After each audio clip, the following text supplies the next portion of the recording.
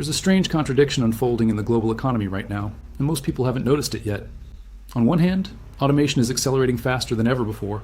Factories in China are replacing workers with robotic arms at record speed. Warehouses across America are being run by algorithms and autonomous machines. Even white-collar jobs are being automated by AI systems that can write code, analyze legal documents, and diagnose medical conditions. The promise is seductive: higher productivity, lower costs, more efficiency, a future where machines do the hard work and humans reap the benefits. But here's what's actually happening. Economic growth in advanced economies is slowing. Wage growth has been stagnant for decades. Consumer spending, the engine of modern capitalism, is weakening in real terms. And despite all this talk of productivity gains, living standards for the median worker haven't improved in a generation. So we face a puzzle. If automation is making us more productive, why isn't the economy growing faster? Why aren't workers better off? Why does prosperity feel like it's slipping away for so many people? The answer might be uncomfortable. What if automation isn't just changing who does the work? What if it's quietly destroying the very foundation that modern economies depend on?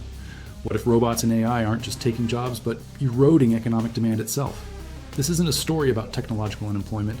It's about something more insidious. It's about an economic system that's becoming more efficient at producing things, but less capable of creating the purchasing power needed to buy them. And the consequences could reshape the global economy in ways we're not prepared for. To understand what's really happening, we need to start with a simple truth. Modern economies don't run on production, they run on demand. You can build the most efficient factory in the world. You can cut costs to the bone. But if people don't have money to buy what you're making, none of it matters. Demand is the invisible force that keeps the entire system moving, and automation is quietly suffocating it. Here's how.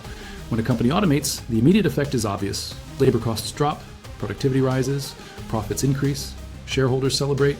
This is the story we hear over and over, a story of progress and efficiency. But there's another side. Every worker replaced by a machine is also a consumer removed from the economy. That person was buying groceries, paying rent, going to restaurants, purchasing clothes. When their paycheck disappears, so does their spending. And their spending was someone else's income. Now multiply this across millions of workers. According to OECD data, the labor share of income, the portion of GDP that goes to workers rather than capital owners, has been declining across advanced economies since the 1980s. In the United States, it's fallen from around 64% to below 58%. In Germany and Japan, similar patterns emerge. Workers are getting a smaller slice of the economic pie. Where is that money going? To corporate profits and returns on capital, to shareholders and executives, to people who already have wealth. And here's the critical point. Wealthy people don't spend the same way workers do. They save more. They invest in financial assets. The money circulates less through the real economy. This creates what economists call a demand shortfall. Even as production capacity grows, the ability of the population to purchase goods and services shrinks. It's slow-motion crisis hiding behind the headline numbers. Consider the middle class. For decades, the middle class has been the engine of consumer demand in developed economies. But automation is hollowing it out.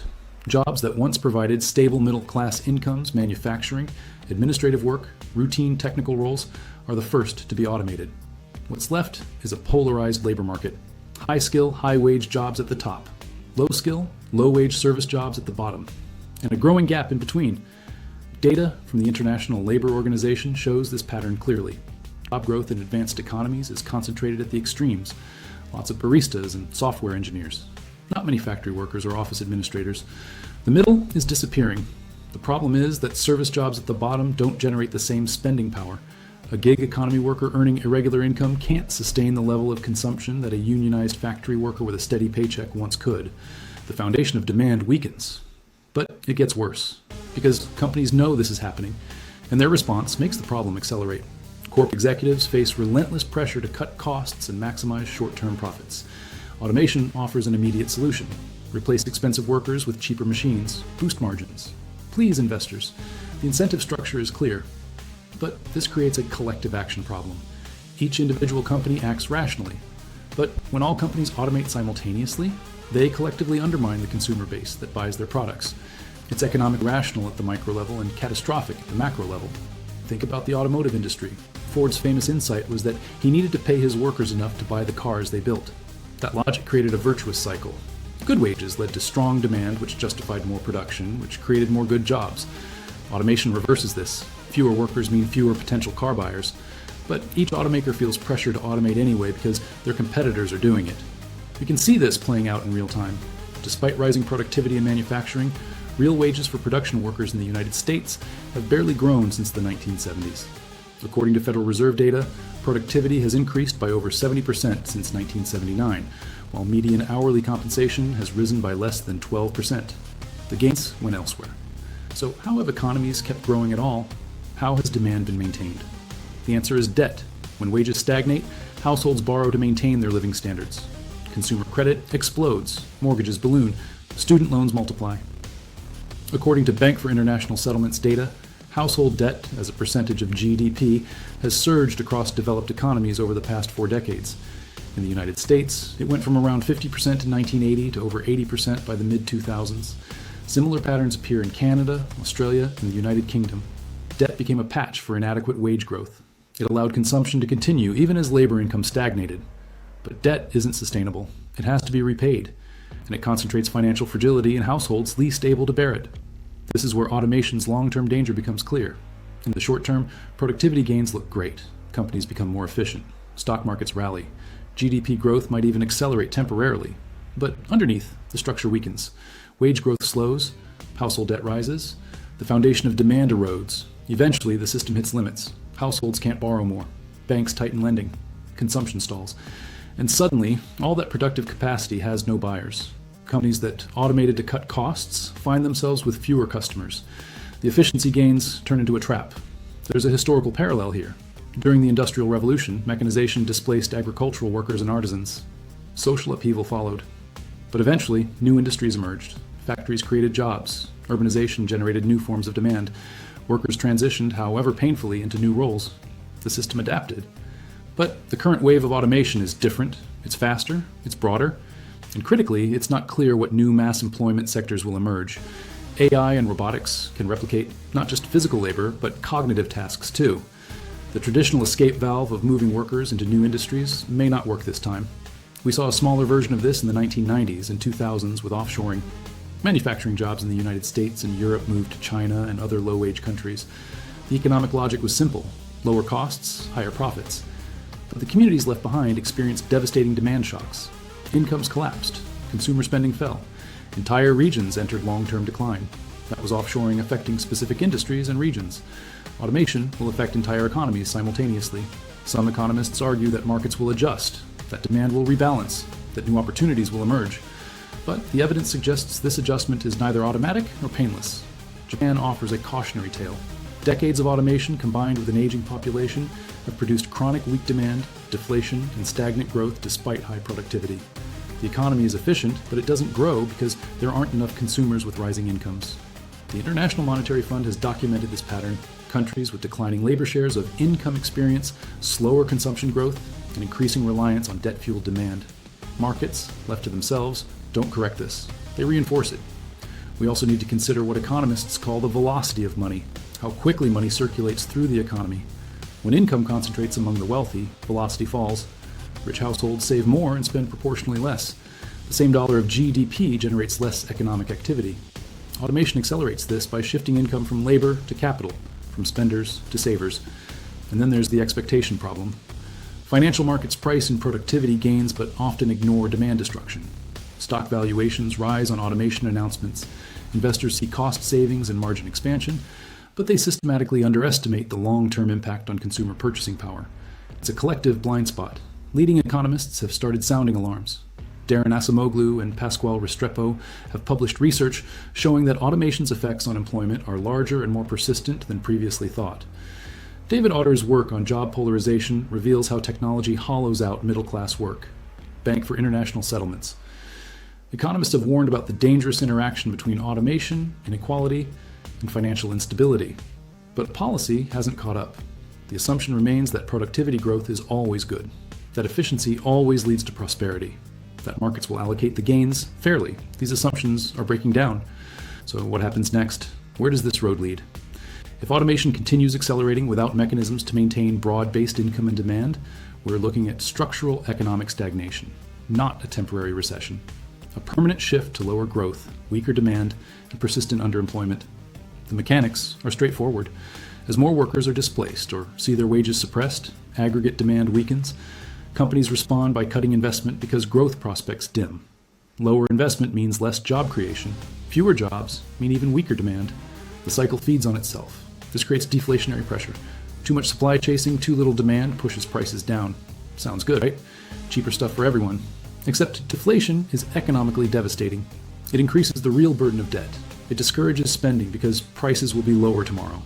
It makes monetary policy ineffective because interest rates can't fall below zero, or at least not much. Japan has lived this nightmare for 30 years.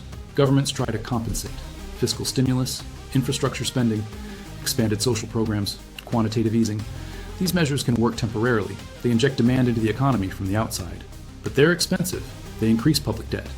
And they don't address the underlying problem. Automation continues. Labor's share of income keeps falling. The structural demand deficit remains. Countries with aging populations face the worst of both worlds. Fewer workers mean automation seems necessary to maintain output. But older populations depend on younger workers, spending and generating tax revenue to fund pensions and healthcare. Automation undermines both. Japan is the leading edge of this crisis, but China, South Korea, Germany, and Italy aren't far behind. Imagine the scenario playing out over the next 2 decades. Artificial intelligence becomes capable of automating most routine cognitive work. Self-driving vehicles eliminate millions of driving jobs.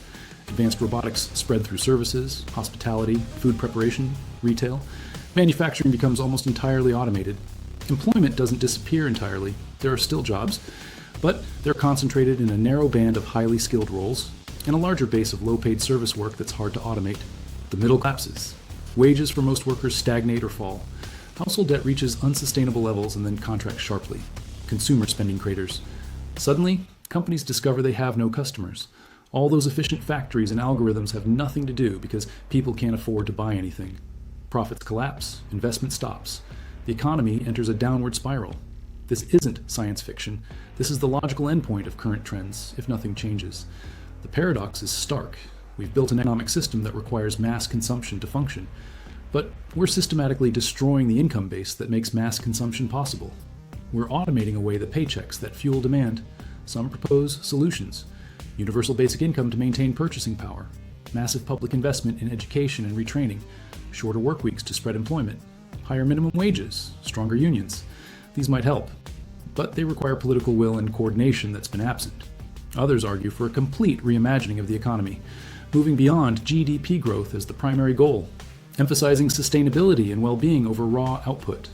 These are worthy ideas, but they don't address the immediate crisis of collapsing demand in a system still organized around consumption. The uncomfortable truth is that we may be witnessing a fundamental incompatibility: the technological imperative to automate, the economic requirement for broad-based income, the political difficulty of redistribution. These forces are on a collision course. And here's what makes this so dangerous. It's happening slowly enough that people don't panic. Productivity rises, efficiency improves, markets set records, everything looks fine on the surface. But underneath, the foundations are crumbling, wages stagnate, debt accumulates, demand weakens. By the time the crisis becomes undeniable, the damage may be irreversible. The real threat isn't robots taking jobs. The real threat is robots taking paychecks out of the economy. It's the quiet erosion of the economic demand that modern capitalism depends on. It's building a world of incredible productive capacity with nobody able to buy what's being produced. We're not facing a productivity crisis. We're facing a demand crisis. And we're not talking about it nearly enough. The question isn't whether automation will make us more efficient. It will. The question is whether our economic system can survive that efficiency, whether we can find ways to maintain purchasing power and demand in an age of machines, whether we can build an economy that works for humans even when humans aren't needed for production. Right now, we're failing that test, and the consequences will define the next century. In the next episode, we'll explore what's being done, the policy experiments, the economic models, countries trying different approaches. Because this story isn't over. The choices we make now will determine whether automation leads to shared prosperity or economic collapse. But first, we need to recognize what's really happening. We need to see the hidden crisis. We need to understand that productivity without paychecks is a dead end. Because the most advanced economy in history won't mean much if nobody can afford to participate in it.